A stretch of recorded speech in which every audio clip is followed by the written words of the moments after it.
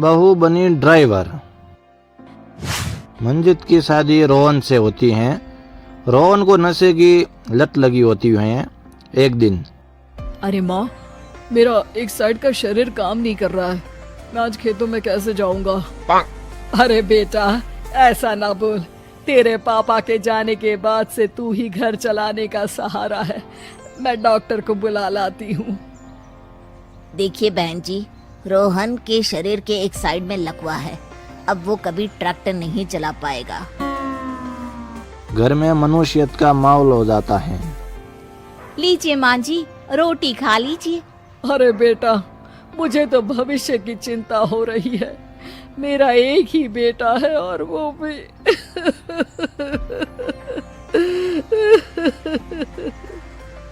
माँ जी, आप चिंता न करें, जब तक ये बीमार है मैं खेत जाकर काम कर लिया करूँगी।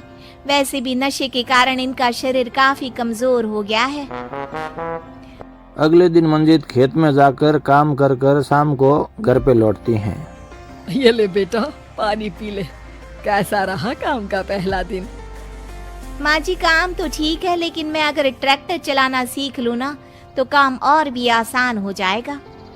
अरे बेटा, दुनिया क्या कहेगी कि औरत होकर ट्रैक्टर चला रही है?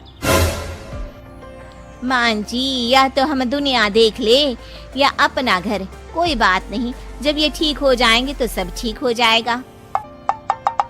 अरे बहू, जरा बाहर तो आना। जी माँ जी। बहू, तेरे मामा जी आए हैं, तूने बुलाया था ना? हाँ माँ जी, वो मामा जी ना आज से मुझे ट्रैक्टर चलाना सिखा। मंजित मामा से ट्रैक्टर चलाना सीखती हैं और वो मन लगाकर खेतों में काम करती हैं। एक दिन, माँ जी, पता है इस बार पूरे गांव में सबसे ज्यादा फसल का उत्पादन हमारे खेतों में हुआ है।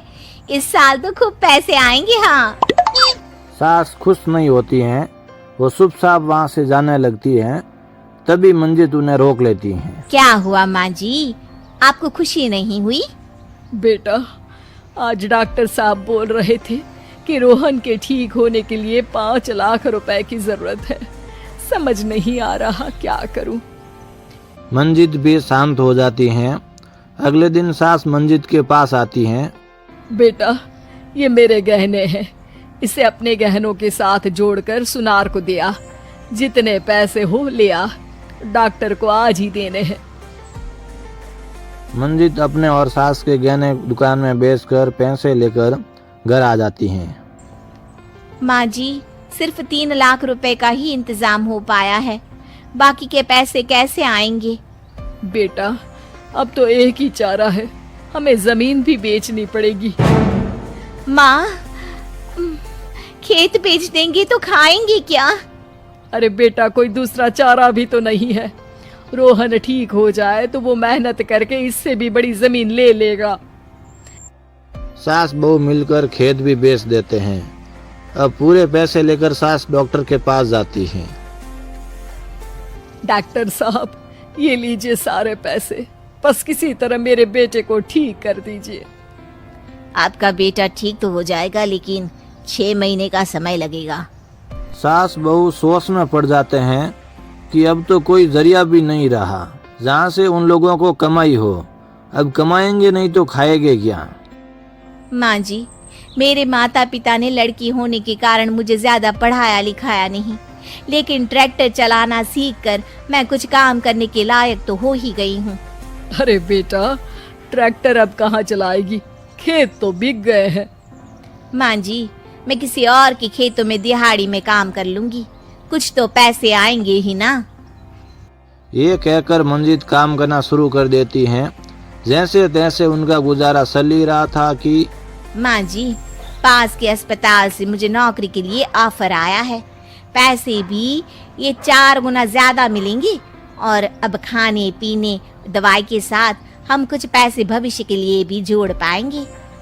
लेकिन काम क्या है बहू?